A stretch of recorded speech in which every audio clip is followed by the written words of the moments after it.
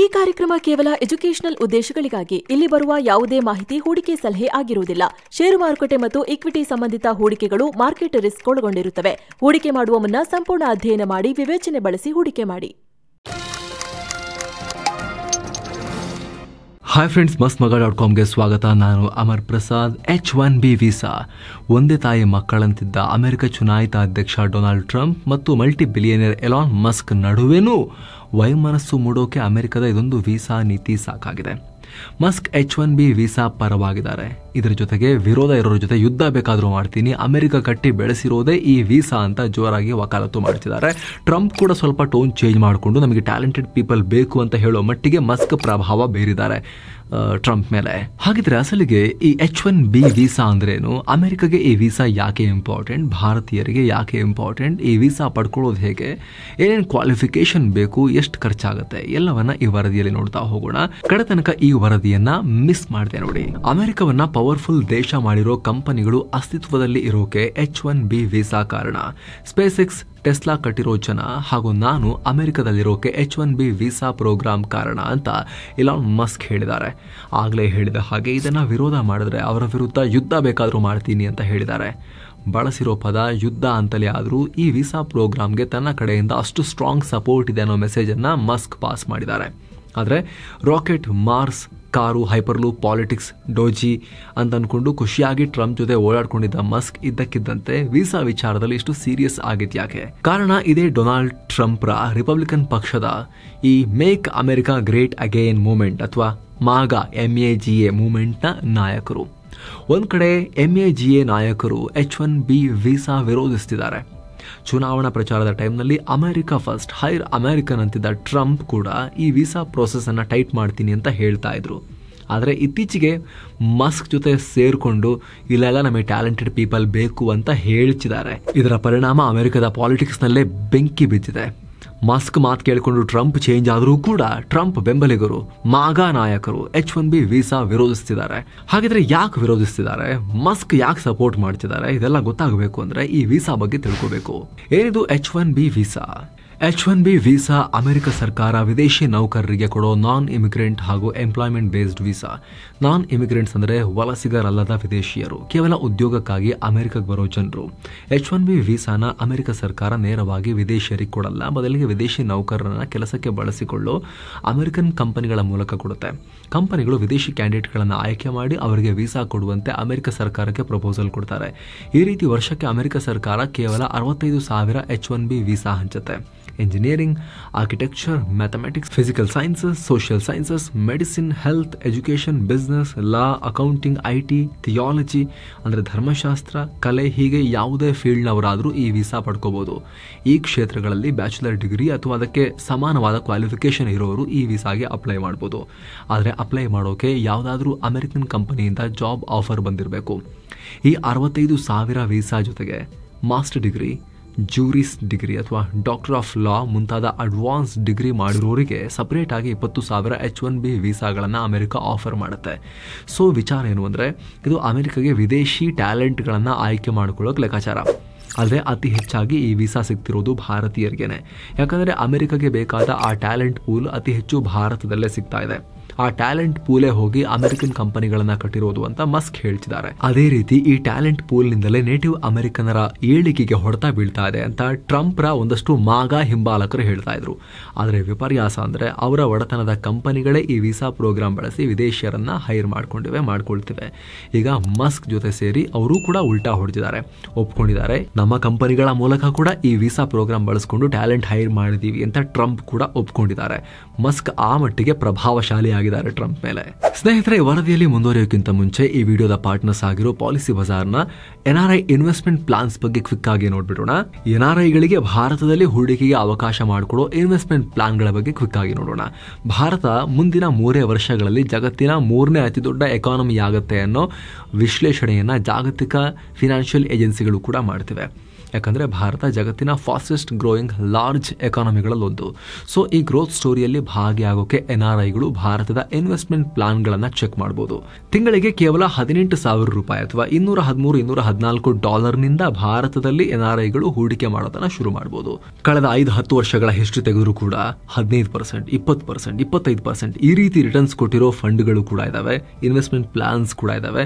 ನಿಮ್ಮ ಇನ್ವೆಸ್ಟ್ಮೆಂಟ್ ಫಿಲಾಸಫಿಗೆ ತಕ್ಕಂತೆ aggressive, moderate, conservative ಇದೆಲ್ಲ ನೋಡಿಕೊಂಡು, ಅಂದ್ರೆ ನಿಮ್ಮ ರಿಸ್ಕ್ ಟೇಕಿಂಗ್ ಅಬಿಲಿಟಿ ನೋಡಿಕೊಂಡು ನಿಮಗೆ ಬೇಕಾದ ಪ್ಲಾನ್ ಅನ್ನು ನೀವು ಚೂಸ್ ಮಾಡಿಕೊಂಡು ಅದರಲ್ಲಿ ನೀವು ಸಬ್ಸ್ಕ್ರಿಪ್ಷನ್ ಶುರು ಮಾಡ್ಕೋಬಹುದು. 5 ವರ್ಷಗಳ ಲಾಕ್ ಇನ್ ಪೀರಿಯಡ್ ಮುಗಿದ ಮೇಲೆ ಲಿಕ್ವಿಡಿಟಿ ಆಪ್ಷನ್ ಕೂಡ ಇರುತ್ತೆ. ಹಣವನ್ನು ವಿಡ್ರಾ ಕೂಡ ಮಾಡ್ಕೋಬಹುದು. ಮಾರ್ಕೆಟ್ ರಿಸ್ಕ್ ಅವಾಯ್ಡ್ ಮಾಡೋಕೆ ಫಂಡ್ ಸ್ವಿಚ್ ಮಾಡ್ಕೊಳ್ಳೋ ಆಪ್ಷನ್ಸ್ ಕೂಡ ಇರುತ್ತೆ. ಸುಮಾರು 150ಕ್ಕೂ ಅಧಿಕ ಫಂಡ್ಗಳಿಂದ ಆಯ್ಕೆ ಮಾಡ್ಕೊಳ್ಳೋ ಆಪ್ಷನ್ಸ್ ಇದೆ. ಡಿಸಿಪ್ಲಿನ್ಡ್ SIP ಮೂಲಕ ಹೂಡಿಕೆ ಮಾಡ್ಕೊಂಡು ಹೋಗ್ಬೋದು.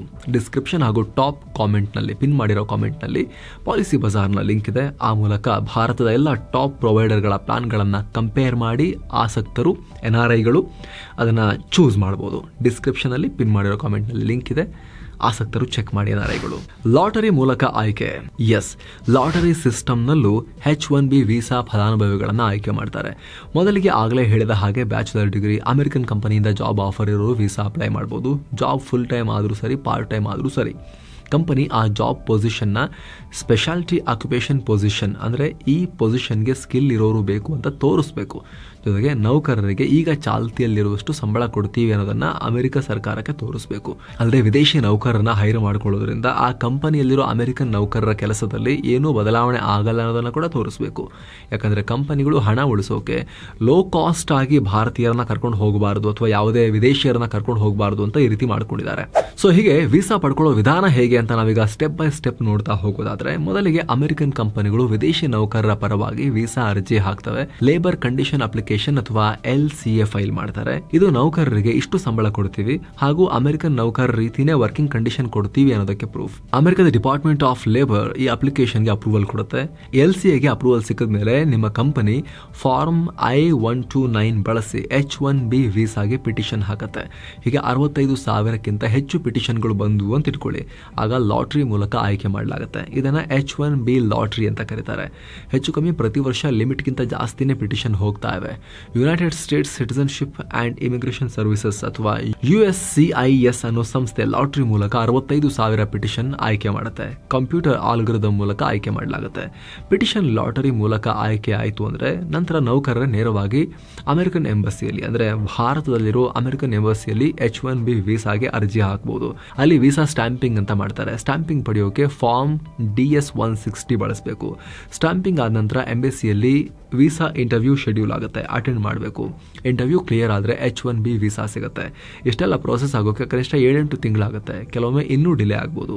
ನಂತರ ಅಮೆರಿಕಕ್ಕೆ ಹೋಗಿ ಯಾವ ಕಂಪನಿ ಅವ್ರನ್ನ ಟ್ರಾನ್ಸ್ಫರ್ ಮಾಡಿರುತ್ತೋ ಆ ಕಂಪನಿಗೆ ಕೆಲಸ ಮಾಡ್ಬೋದು.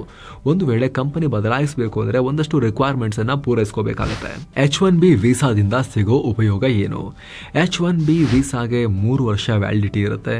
ಅದಾದಮೇಲೆ 3 ವರ್ಷ ಎಕ್ಸ್ಟೆಂಡ್ ಮಾಡ್ಕೋಬೋದು. ಸೊ ಒಟ್ಟು 6 ವರ್ಷ ಅಮೆರಿಕದಲ್ಲಿರ್ಬೋದು. ವೀಸಾ ಹೋಲ್ಡರ್ಗಳು ತಮ್ಮ ಜೊತೆಗೆ ತಮ್ಮ ಡಿಪೆಂಡ್ ಆಗಿರೋರನ್ನ ಕೂಡ ಅಮೆರಿಕ ಕರ್ಕೊಂಡು ಹೋಗ್ಬೋದು. ಅಂದರೆ ಗಂಡ ಅಥವಾ ಹೆಂಡತಿ ಅಥವಾ ಮಕ್ಕಳು ಕರ್ಕೊಂಡು ಹೋಗ್ಬೋದು. ಅವರಿಗೆ H4 ಸ್ಟೇಟಸ್ ಸಿಗುತ್ತೆ. ಆದರೆ ಮಕ್ಕಳಿಗೆ 21 ವರ್ಷ ಮೀರಿರಬಾರ್ದು, ಮದುವೆ ಆಗಿರಬಾರ್ದು, ಕೆಲಸ ಮಾಡೋಕೆ ಅವರಿಗೆ ಪರ್ಮಿಷನ್ ಇರಲ್ಲ. ಅಮೆರಿಕದಲ್ಲಿ ಸೋಷಿಯಲ್ ಸೆಕ್ಯೂರಿಟಿ ನಂಬರ್ ಪಡ್ಕೋಬೋದು. ಇದೊಂಥರ ಅಲ್ಲಿನ ID ನಂಬರ್ ಇದ್ದ ಹಾಗೆ, ಟ್ಯಾಕ್ಸೇಷನ್ ಸೇರಿದ ಹಾಗೆ ಹಲವು ಕಾರಣಗಳಿಗೆ ಇದು ಯೂಸ್ ಆಗುತ್ತೆ. ನೀವು ಯಾವ ರಾಜ್ಯದಲ್ಲಿರ್ತೀರೋ ಆ ರಾಜ್ಯದ ಡ್ರೈವಿಂಗ್ ಲೈಸೆನ್ಸ್ಗೆ ಅಪ್ಲೈ ಕೂಡ ಮಾಡ್ಬೋದು. ಬ್ಯಾಂಕ್ ಅಕೌಂಟನ್ನು ಓಪನ್ ಮಾಡ್ಬೋದು ಈ ವೀಸಾ ಇರೋರು. ಕಾರ್ ಖರೀದಿ ಮಾಡ್ಬೋದು ಅಥವಾ ಬಾಡಿಗೆಗೂ ಪಡಿಬೋದು. ಆಸ್ತಿ ಖರೀದಿ ಮಾಡ್ಬೋದು ಅಥವಾ ಆಸ್ತಿಯನ್ನು ಬಾಡಿಗೆಗೂ ಪಡಿಬೋದು ಈ ವೀಸಾ ಇರೋರು. ಏನೇನು ದಾಖಲೆ ಬೇಕು? ವ್ಯಾಲಿಡ್ ಪಾಸ್ಪೋರ್ಟ್ ಇರಬೇಕು. ನೀವು ಅಮೆರಿಕಗೆ ಹೋಗೋ 6 ತಿಂಗಳು ಹಿಂದಿನ ದಿನಾಂಕದಿಂದ ನಿಮ್ಮ ಪಾಸ್ಪೋರ್ಟ್ಗೆ ವ್ಯಾಲಿಡಿಟಿ ಇರಬೇಕು. ನಿಮ್ಮ ಎಜುಕೇಷನ್ ಡಾಕ್ಯುಮೆಂಟ್ಸ್, ಡಿಗ್ರಿ ಸರ್ಟಿಫಿಕೇಟ್ಗಳು, ಹಾಗೆ personal certificates, birth, marriage certificates, ಹಾಗೆ ನಿಮ್ಮ ಹಳೆ ಕಂಪನಿ ಕೊಟ್ಟಿರೋ experience letter, resume, job offer letter, passport size photo, visa interview appointment letter, application ಪ್ರೋಸೆಸ್ನಲ್ಲಿ ನೀವು ಬಳಸಿರುವಂತಹ ಫಾರ್ಮ್ಗಳ ಕಾಪಿ, ಇವೆಲ್ಲವನ್ನ ಇಟ್ಕೊಂಡಿರಬೇಕು. ವೀಸಾ ಫೀಯ ರೆಸೀಟ್ ಕೂಡ ನೀವು ಇಟ್ಕೊಂಡಿರಬೇಕು. ಏನು H1B ವೀಸಾಗೆ ಎಂಪ್ಲಾಯಿಗಳನ್ನ ಕಂಪನಿಗಳೇ ಪ್ರಪೋಸ್ ಮಾಡೋದ್ರಿಂದ ಆಲ್ಮೋಸ್ಟ್ ಎಲ್ಲ ಫೀಸ್ಗಳನ್ನು ಕಂಪನಿಗಳೇ ಕಟ್ತವೆ. ನೌಕರರು ಕೆಲವೊಮ್ಮೆ H1B ಲಾಟ್ರಿಗೆ ರಿಜಿಸ್ಟ್ರೇಷನ್ ಫೀಸ್ ಮಾತ್ರ ಕೊಡಬೇಕಾಗತ್ತೆ. ಅದು ಸುಮಾರು $215 ಅಥವಾ 17,000-18,000 ರೂಪಾಯಿ ಆಸುಪಾಸು. ಇನ್ನು ಕೆಲವೊಮ್ಮೆ ಪ್ರೀಮಿಯಂ ಪ್ರೊಸೆಸಿಂಗ್ ಚಾರ್ಜಸ್ ಇರುತ್ತೆ. ಇದು ಸುಮಾರು $2,500 ಅಥವಾ 2 ಲಕ್ಷ ರೂಪಾಯಿ ಇರುತ್ತೆ. ಆದರೆ ಹೆಚ್ಚಿನ ಸಂದರ್ಭಗಳಲ್ಲಿ ಇದನ್ನು ಕಂಪನಿಗಳೇ ಕಟ್ತವೆ. ಕೆಲಸ ಹೋದರೆ ಏನಾಗುತ್ತೆ? H-1B ವೀಸಾ ಹೋಲ್ಡರ್ಗೆ ಕೆಲಸ ಹೋದರೆ ಅವರು ಅಮೆರಿಕದಲ್ಲೇ ಇರೋಕೆ 2 ಆಪ್ಷನ್ ಇರುತ್ತೆ. ಒಂದು, ಅವರಿಗೆ ವೀಸಾ ಸ್ಪಾನ್ಸರ್ ಮಾಡೋ ಇನ್ನೊಂದು ಕಂಪನಿಯನ್ನು ಹುಡುಕಿ ಇನ್ನೊಮ್ಮೆ ಅಪ್ಲಿಕೇಶನ್ ಹಾಕಿ ವೀಸಾ ಪಡ್ಕೋಬೇಕು, ಅಥವಾ ಬೇರೆ ಇಮಿಗ್ರೇಷನ್ ಸ್ಟೇಟಸ್ ಪಡ್ಕೋಬೇಕು. ಉದಾಹರಣೆಗೆ ಎಲಿಜಿಬಿಲಿಟಿ ಇದ್ರೆ ಪರ್ಮನೆಂಟ್ ರೆಸಿಡೆಂಟ್ ಆಗೋಕೆ ಅಪ್ಲಿಕೇಶನ್ ಹಾಕ್ಬೋದು. ಇಲ್ಲದೆ ಹೋದರೆ ವಾಪಸ್ ಸ್ವದೇಶಕ್ಕೆ ಬರಬೇಕಾಗತ್ತೆ. ಗಡಿ ಪಾರಾಗೋ ಸಾಧ್ಯತೆ ಇರುತ್ತೆ. ಸ್ವದೇಶಕ್ಕೆ ಬಂದ ಮೇಲೆ ಮತ್ತೆ H-1B ವೀಸಾಗೆ ಅವರು ಅಪ್ಲೈ ಮಾಡಬಹುದು. ಸೊ ಫ್ರೆಂಡ್ಸ್, ಇದಾಗಿತ್ತು ಅಮೆರಿಕದಲ್ಲಿ H-1B ವೀಸಾಗೆ ಸಂಬಂಧಪಟ್ಟಂತೆ ಆಗ್ತಿರೋ ಬೆಳವಣಿಗೆಗಳು ಮತ್ತು H-1B ವೀಸಾದ ಬಗ್ಗೆನೇ ಒಂದಷ್ಟು ನಿಮಗೆ ಮಾಹಿತಿಯನ್ನ ತಿಳಿಸ್ಕೊಡೋ ಪ್ರಯತ್ನ. Thank you so much. ಹಾಗೆ ಒಂದು ಕ್ವಿಕ್ ರಿಮೈಂಡರ್, ಆಗಲೇ ಹೇಳಿದಂತಹ NRI ಇನ್ವೆಸ್ಟ್ಮೆಂಟ್ ಪ್ಲಾನ್ಸ್ ಬಗ್ಗೆ. ಈ ವಿಡಿಯೋ ನೋಡ್ತಿರೋ ನೀವು NRI ಆಗಿದ್ರೆ, ನಿಮಗೆ ಭಾರತದಲ್ಲಿ NRI ಇನ್ವೆಸ್ಟ್ಮೆಂಟ್ ಪ್ಲಾನ್ಗಳಲ್ಲಿ ಆಸಕ್ತಿ ಇದ್ರೆ ಡಿಸ್ಕ್ರಿಪ್ಷನ್ ಹಾಗೂ ಪಿನ್ ಮಾಡಿರೋ ಕಾಮೆಂಟಲ್ಲಿ ಕೊಟ್ಟಿರೋ ಲಿಂಕ್ ಮೂಲಕ ಹೋಗಿ ಪ್ಲಾನ್ಗಳನ್ನು ಚೆಕ್ ಮಾಡಬಹುದು. ನಿಮ್ಮ ಹೂಡಿಕೆ ಸಾಮರ್ಥ್ಯ ಮತ್ತು ನಿಮ್ಮ ಹೂಡಿಕೆಯ ಫಿಲಾಸಫಿಗೆ ಅನುಗುಣವಾಗಿ ನೀವು ಚೂಸ್ ಕೂಡ ಮಾಡಬಹುದು. ಮತ್ತೆ ಭೇಟಿ ಆಗ್ತಿರೋಣ. ನಮಸ್ತೆ.